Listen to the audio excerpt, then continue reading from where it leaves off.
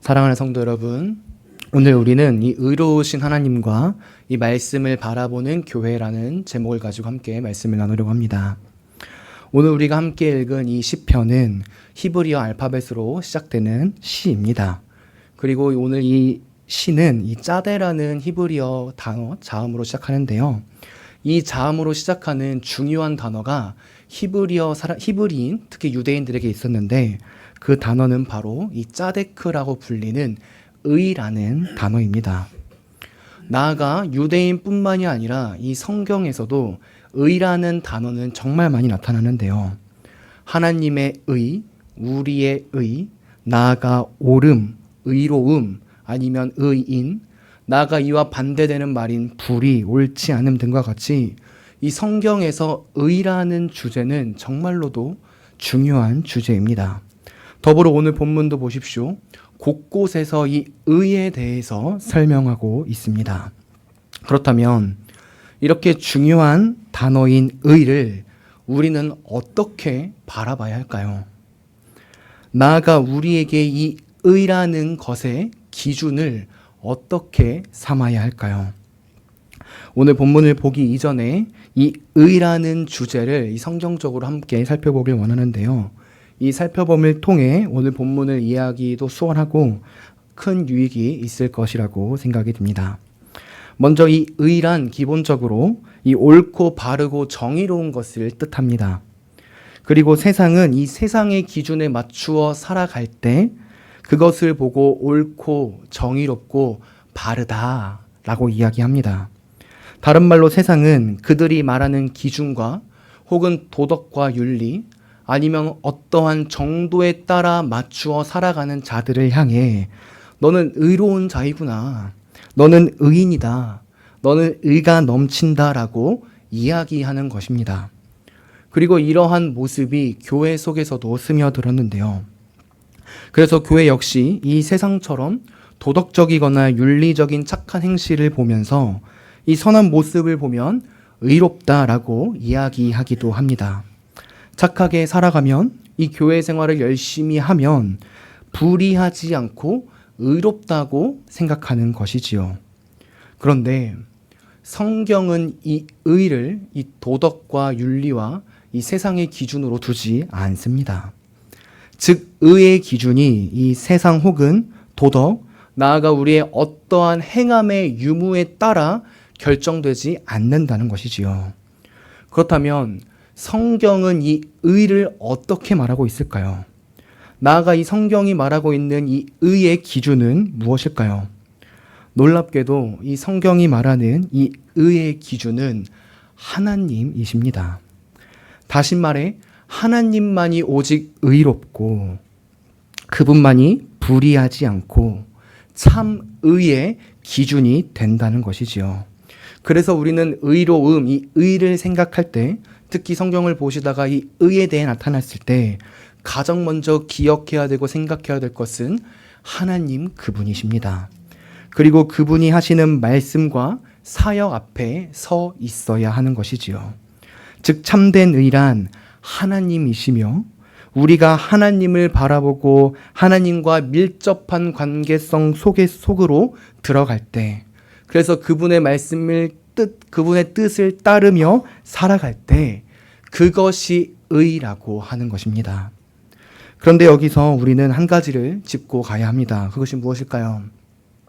바로 안타깝게도 우리는 이러한 의로우신 하나님 앞에 설 때 이 생명이 아닌 사망으로 나아갈 수밖에 없는 존재라는 사실을 우리는 기억해야 합니다.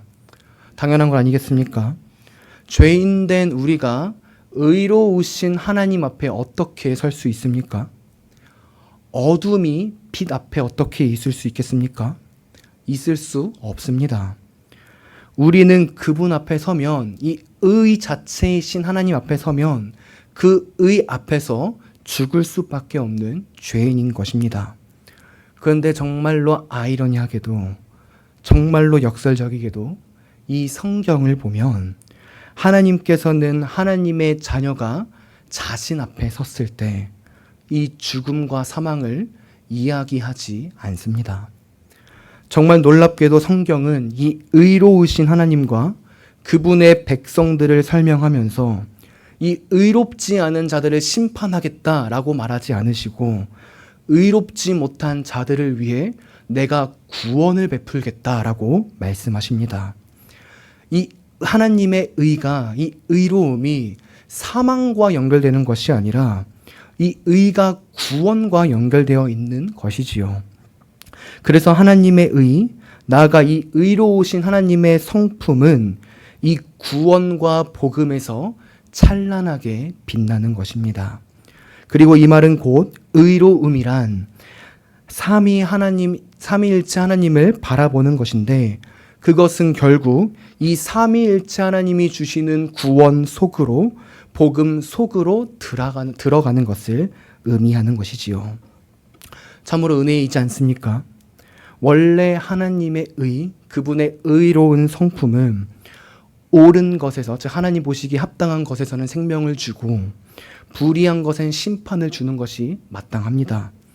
그리고 그것을 우리가 너무나도 잘 아는 단어로 공의라고 표현하기도 합니다. 근데 성경을 보십시오. 우리 하나님께서는 이러한 의 속에서 심판을 두고 계시는 것이 아니라 구원을 덧붙여 주십니다. 그래서 우리에게 사망이 아니라 생명을 허락하신 것입니다. 엄밀하게 말하면 원래는 죄인이 받아야 될 그 심판을 하나님이 당하시고 대속하셔서 우리에게는 생명의 은혜를 의와 구원을 통해 허락하신 것입니다. 그래서 성경은 의를 말할 때 이 구원의 내용인 복음을 함께 설명하고 있습니다. 이 두 관계가 떨어지지 않는 것이지요. 그래서 우리가 잘 아는 말씀인 이 바울의 말씀인 이 로마서 1장 17절을 보면 이거 정확히 나타나 있는데요. 바울은 이렇게 말합니다. 복음에는 하나님의 의가 나타나서, 하나님의 의로우심이 그분이 행하신 구원과 복음 속에 나타났다. 이 의와 구원이 함께 감으로써 너희에게 구원이 주어졌다고 이야기하는 것입니다. 나아가 더 은혜가 되는 것은 이 복음을 믿을 때 죄인된 우리는 의인이 된다는 사실입니다. 17절 후반절에 어떻게 이야기합니까? 복음에는 하나님의 의가 나타나서 믿음으로 믿음에 이르게 하나니 기록된 바 오직 의인은 믿음으로 말미암아 살리라 함과 같으니라. 아멘. 사랑하는 성도 여러분, 우리의 의로움은 우리의 어떠한 행동에 있지 않습니다. 우리의 의는, 나아가 이 하나님의 의는 이 세상의 기준에 있지도 않습니다. 참된 의는 하나님께 있고 오직 그분만이 의로우시며 우리는 삼위 하나님께서 주시는 이 찬란한 구원의 은혜 속에 들어가 하나님의 의를 맛보고 그분을 기준 삼고 살아가야 하는 것입니다. 그리고 이 사실을 놀랍게도 오늘 본문 속에서 시인이 너무나도 잘 설명하고 있습니다. 그래서 본문 137절은 시인이 이렇게 말합니다. 여호와여, 주는 의로우시고 주의 판단은 옳으니이다. 시인이 무엇을 말합니까? 시인은 가장 먼저 이 의로움의 핵심을 다른 어떤 것이 아닌 여호와 주님이라고 바라봅니다. 여호와 하나님, 나를 구원해 주신 그분만이 온전히 완전히 유일하게 의로우신 분이라는 것입니다. 나아가 138절을 보면 시인은 여호와 하나님께서 말씀하신 증거들 역시 의롭고 성실하다고 말합니다. 하나님이 의로우신 분이시기에 그분이 말씀하시는 말씀, 율법도 당연히 의롭다라는 것을 보여주고 있는 것이지요.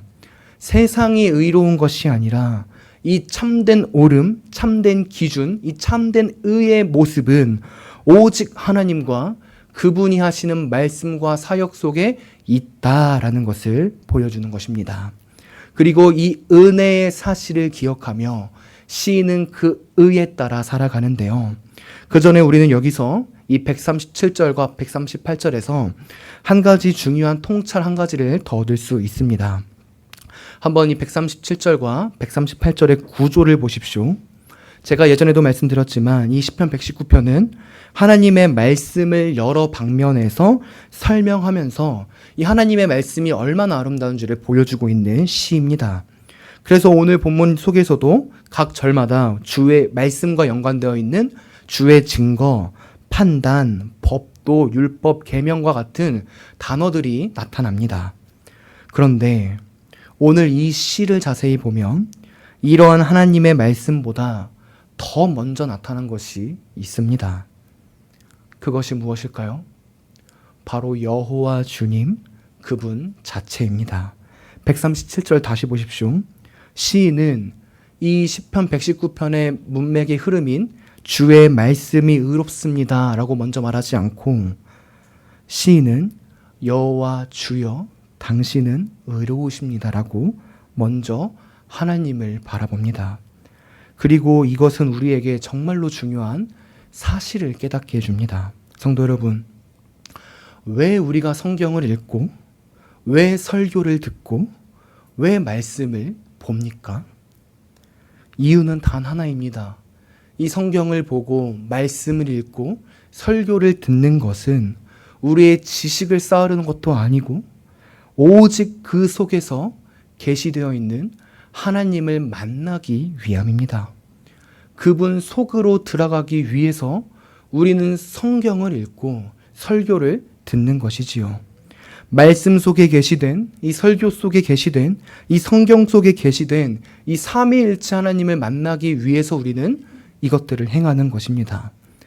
그런데 안타깝게도 한국 교회 안에서 이런 모습들이 정말로 많이 무너졌습니다. 분명 많은 이들이 성경을 읽고 교회에 나오고 설교를 듣지만 정작 그 속에서 하나님을 만나는 일은 행하지 않는 것입니다. 삼위일체 하나님하고는 아무런 관계가 없는 모습들을 취할 때가 많은 것입니다. 그냥 주일이 되었으니 한 주의 일요일이 되었으니 교회에 나옵니다. 직분자가 되었으니 말씀을 읽습니다. 그러나 그것으로 끝입니다. 그 속에서 진정으로 하나님을 만나야 하는데 성경을 읽는 게 목적이 아니라 성경을 읽음으로써 하나님을 만나야 하는데 그러지 않는 것입니다. 그냥 우리가 회사 생활하듯이 학교 생활하듯이 나아가 가정 생활에 있듯이 신앙 생활하는 것입니다. 그래서 한국교회 안에 이 삼위일체 하나님이 누구신지, 나아가 그분이 어떤 일을 하셨는지, 그리고 이러한 삼위일체 하나님이 나아가 그분이 우리에게 주신 구원의 은혜가 내 안에서 어떻게 맛이 나고 어떻게 해서 내 안에서 어떻게 꿈틀거리고 있는지를 물어보면 대답하지 못합니다. 그냥 단순하게 나의 기분 좋은 생각, 감정들을 이야기합니다. 그러나 나의 마음이 아프면 이야기하지 않는 것이지요. 성경이 말하고 있는 하나님을 모르고 있는 것입니다. 그런데 오늘 시인을 보십시오. 시인은 단순히 신앙생활 하는 자가 아니었습니다. 말씀과 율례와 법도와 증거들을 통해 하나님을 만났고 그분이 의로우신 분임을 깨달았던 자였습니다. 그래서 그는 하나님의 말씀이 중요함에도 불구하고 그 말씀 속에 계시된 하나님을 먼저 고백한 것입니다. 여호와 하나님, 우리 주님은 의로우신 분이십니다. 나는 당신 앞에서 죄인입니다. 나는 당신의 판단 속에서 살아가길 원합니다. 의로우신 당신의 말씀을 지극히 성실히 행하고 싶습니다. 성도 여러분, 우리도 이와 같은 모습을, 이와 같은 길을 걸어야 하지 않겠습니까? 이 시대의 모습처럼 무지하여 하나님의 뜻과 하나님 자체 그 삶을 모르는 것도 아니고 혹은 교만하여 이 단순히 성경적인 지식만을 알아가려는 것도 아니고 온전히 하나님을 인격적으로 만나는 우리 교회가 되어야 합니다. 오늘 이 137절과 이 138절은 이 두 절의 말씀은 이 말씀을 준비하면서 저를 많이 회개했던 말씀인데요. 이 사역자라는 모습, 나아가 이 목사라는 직분, 그런데 그 속에서 기계적으로 신앙생활 하려고 하던, 기계적으로 말씀을 보고 기계적으로 때가 되면 새벽기도 나오고 그랬던 모습이 얼마나 많았는지를 제가 보게 됩니다. 특히 인격적인 하나님과의 만남을 내가 하고 있는가? 이 라는 질문이 이 말씀 두 절을 읽는데 이 머릿속에서 떠나지 않았습니다. 하나님으로 만족하고 하나님만을 사랑하는가? 그분의 의로우심 속에서 기준을 삼고 살아가는가? 제가 중고등부 아이들에게 이 하나님과의 만남은 이 연애하는 거라고 정말 많이 이야기를 합니다. 연애할 때 어떠합니까? 우리 성도님께서 다 연애하셨고 그 과정 끝에 결혼하지 않으셨습니까? 얼마나 설레고 아름답습니까? 결혼도 아름답습니다. 그런데 그리고 상대방을 위해 그 연애할 때 우리가 얼마나 나의 것을 포기하고 나의 모든 것을 다 건네줍니까? 나아가 이 상대방이 좋아하는 것을 하기 위해서 얼마나 우리가 최선을 다합니까? 이 먹을 것 하나, 이 좋아하는 것 하나, 나아가 싫어하는 것조차 하나하나 다 알아가면서 최대한 그와 그녀를 위해 살아갑니다. 더욱이 부모된 우리가 우리 자녀들에게 하는 행동도 한번 생각해 보십시오. 부족해도 가장 좋고 가장 아름다운 것으로 우리 자녀들에게 행하지 않습니까? 그런데 하나님과의 연애에서는 그 모습이 없습니다. 하나님과의 사랑에서는 그 모습이 나타나지 않는 것입니다. 오히려 하나님은 신이기 때문에, 전능하신 분이기 때문에 나를 다 맞춰줘야 한다고 생각할 때가 더 많습니다. 사랑하는 성도 여러분, 하나님을 내 뜻대로 만들면 안 됩니다. 성경과 말씀이 계시한 하나님을 온전히 바라봐야 하는 것입니다. 오늘 본문을 보자면 의로우신 하나님을 기준으로 삼으며 그 의에 따라 하나님을 매 순간 바라보고 교제하며 살아가는 것, 그것이 시인이 137절과 138절에서 말하고 있는, 우리에게 부탁하고 있는 말씀인 것입니다. 하나님과 연애하십시오. 그분과 설렘을 가지고 알아가십시오. 그분이 싫어하는 행동을 하지 마십시오. 이 모습이 성도이자 교회인 우리가 행해야 될 모습입니다. 계속해서 말씀을 봅시다. 139절부터 144절은 시인이 이제 의로우신 하나님을 기준으로 삼고 살아가는 실제적인 삶의 모습이 나타납니다. 그런데 여기서도 중요한 구조가 있는데요. 바로 이 첫 번째 구절은 시인의 상황을 이야기하고, 이 두 번째 구절은 이 그 상황 속에서 시인이 어떻게 대처하고 있는지를 보여줍니다. 한 구절씩 보도록 하겠습니다. 먼저 139절을 보면 시인은 내 대적들이 주의 말씀을 잊어버렸다라고 말합니다. 시인의 상황이 어떠합니까? 내 자신 앞에 지금 대적들이 놓여 있는 것입니다. 시인을 괴롭게 하고 힘들게 하고 그 의로우신 하나님의 기준 삼아 살아가고 싶은데 그렇게 못하는 환경이 있다는 것이지요. 그런데 오늘 이 139절을 보면 이상하게도 시인은 이 대적들을 설명할 때 그들이 얼마나 나를 괴롭혔는지에 초점을 두지 않습니다.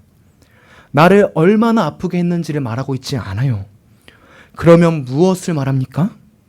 그들이 주의 말씀을 잊어버렸다라고 이야기합니다. 근데 이거 이상하지 않으십니까?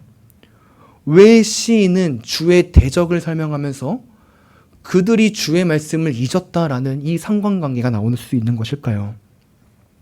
그것은 바로 이 의로우신 하나님만을 바라본 시인은 이제 자신의 모든 상황을, 세상도 아니고 자신이 처해진 환경도 아니고 자신의 생각도 아닌 이 의로우신 하나님이라는 관점을 통해 바라보기 때문입니다. 무슨 말입니까? 분명 대적들이 이 시인을 아프게 합니다. 괴롭힙니다.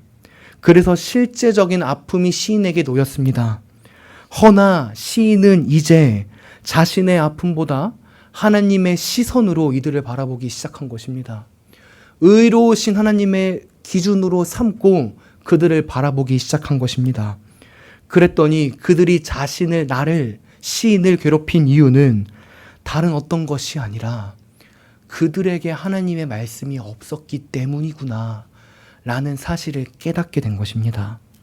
그리고 이러한 사실은 시인으로 하여금 더 풍성한 사실 한 가지를 깨닫게 해주는데요.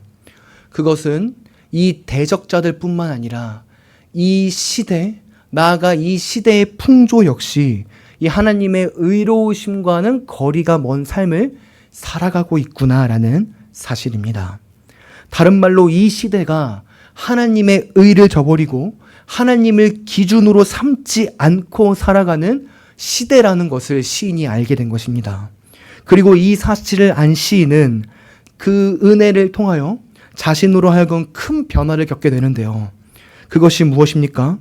바로 자신의 마음이 뜨거워지고 이 의로운 열정이 생기게 되는 변화입니다.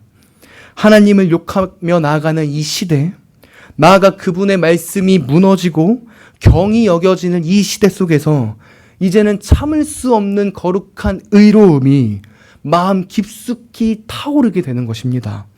그래서 139절 후반절을 보면 시인은 이렇게 말합니다. 내 열정이 나를 삼켰나이다. 하나님의 말씀이 무너지고 그분의 의가 무너지는 것을 보며 하나님의 말씀이 쇠하여지는 이 시대를 바라보며 내 마음이 어찌할 바를 모르겠습니다. 왜 저들은 저렇게 나아가는 것일까요? 어떻게 하면 하나님의 말씀이 이 세상 속에서 다시 회복될 수 있을까요? 라고 말하며 불타고 있는 것입니다. 성도 여러분, 우리는 이 시대를 바라보며 이러한 신의 마음이 있습니까? 하나님께서 만드신 이 세상, 나아가 우리에게 허락하신 이 세상에서 그분의 의로우심을 따라 살아가지 못하는 모습들을 바라보며 안타까워하고 마음이 아프고 쓰라린 삶을 살아가고 계십니까? 저번 달에도 말씀드렸지만 정말 우리가 하나님의 자녀라면 우리는 이 세상이 하나님의 뜻대로 살아가지 못하는 것에 있어 울분을 토해야 합니다. 예수님께서도 기도하지 않으셨습니까? 하늘에 계신 우리 아버지요, 이름이 거룩히 여김을 받게 해 주시옵소서. 하나님 아버지의 이름이 저 하늘에서는 거룩히 여김을 받지만 이 땅에서는 거룩히 여김받지 않는 이곳에서 주여, 하나님 아버지 당신의 이름이 거룩해지기를 원합니다 라고 예수님께서 기도하지 않으셨습니까? 우리는 어떠합니까? 멀리 갈 것 없습니다. 시대는 둘째치고 우리의 자녀들과 우리의 교회를 보십시오. 우리의 자녀, 우리 교회가 하나님의 의로우심을 기준 삼고 살아가는 일에 있어 우리의 마음을 정말로 죽을도록 아파하십니까?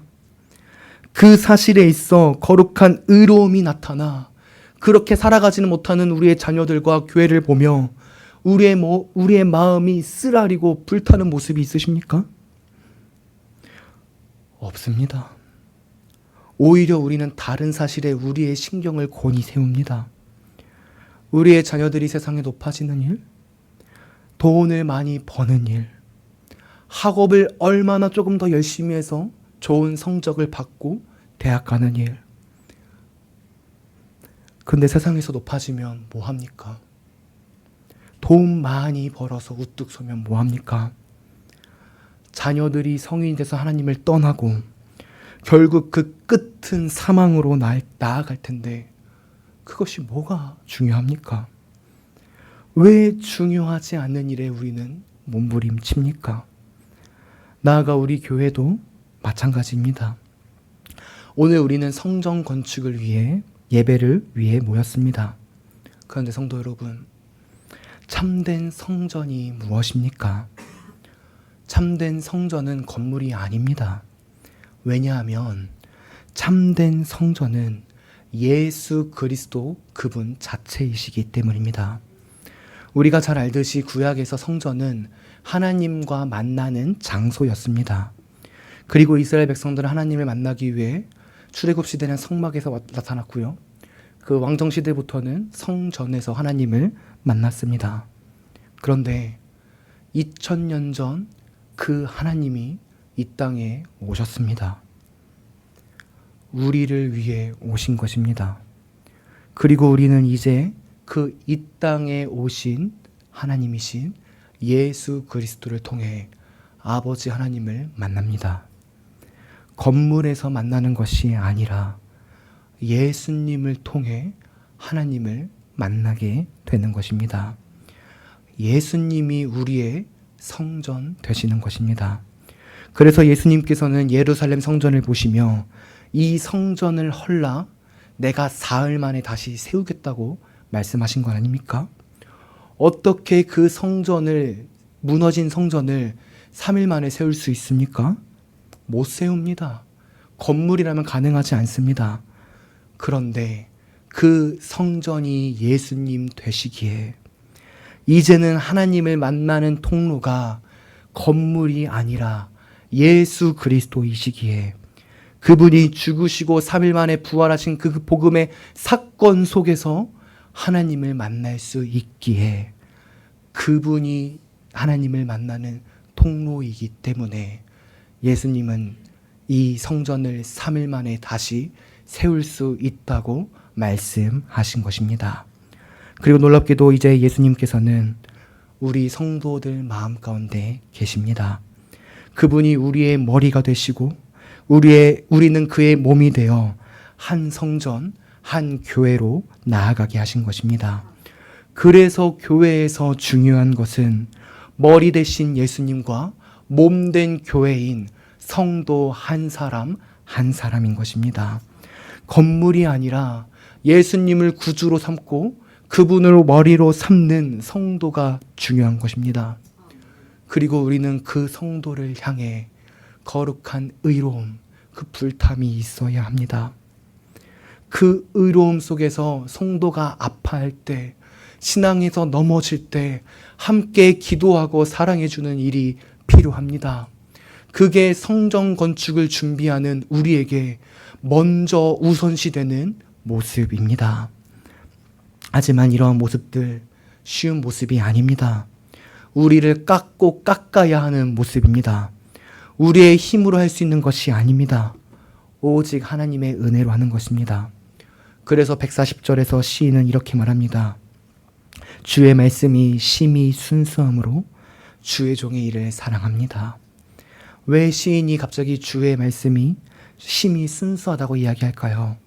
여기서 말하는 주의 말씀이 심히 순수하다는 것은 이 금을 재련하는 모습과 동일한 말씀입니다. 금을 정금과 같이 순금 100%로 만들기 위해서 어떻게 해야 됩니까? 계속 뜨거운 용광로에 그 금을 담가야 합니다. 그래서 빼서 담그고 빼고 담궈서 그 금에 불순물이 없게 만들어야 합니다. 우리의 모습도 마찬가지입니다. 우리가 이 세상 속에서 거룩한 하나님의 의를 나타내기 위해 노력하지만 안 됩니다. 우리의 죄된 본성으로 넘어지고 쓰러지는 것입니다. 그래서 해야 되는 것이 무엇입니까? 말씀으로 우리를 계속 녹여야 합니다.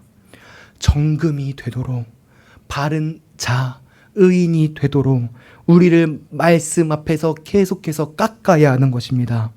그리고 그분의 말씀을, 삼위일체 하나님을 온전히 사랑하는 자가 되어야 합니다.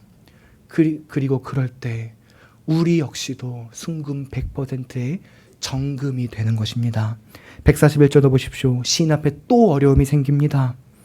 이번에 어려움은 시인이 미천하여 멸시를 당하는 어려움입니다. 미천하다는 것은 작고 어리다는 뜻입니다. 그리고 이런 어린아이의 모습은 세상으로 볼 때 유익하지 않아.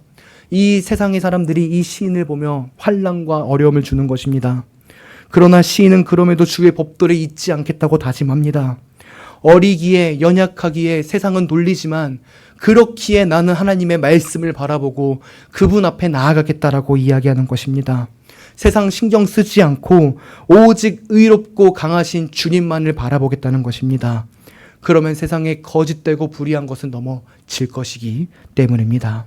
나아가 143절도 보십시오. 이번에 시인에게 환난과 우환이 미쳤다고 합니다. 시인의 모습이 점점점 나빠지는 것입니다. 환경과 시대가 시인을 빠뜨려 버리는 것입니다. 그러나 그럼에도 불구하고 시인은 이 144절에서 주의 계명과 말씀이 자신의 즐거움이라고 말합니다.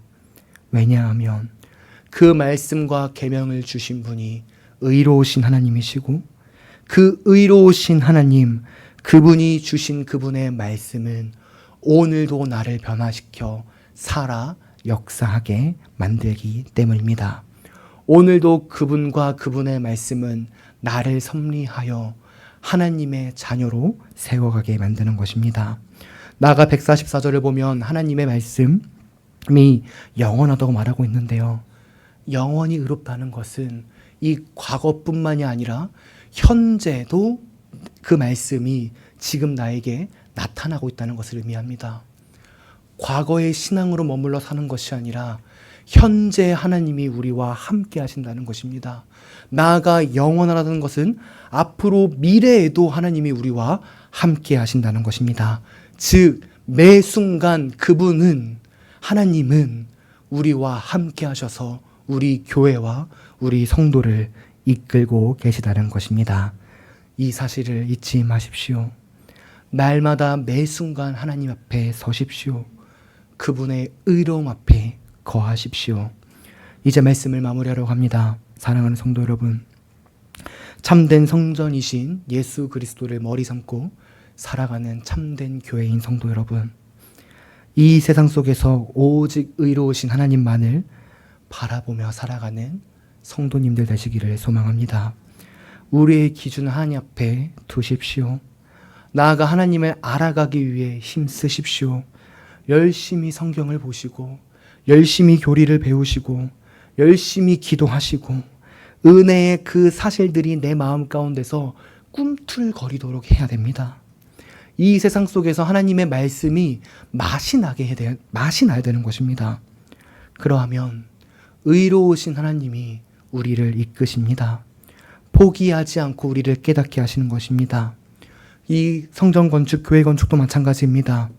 성도인 우리가, 몸된 교회인 우리가 참 성전 되신 예수 그리스도를 먼저 바라볼 때, 그분을 바라보고 몸된 교회인 성도들을 돌아볼 때 하나님이 우리 교회를 이끄십니다.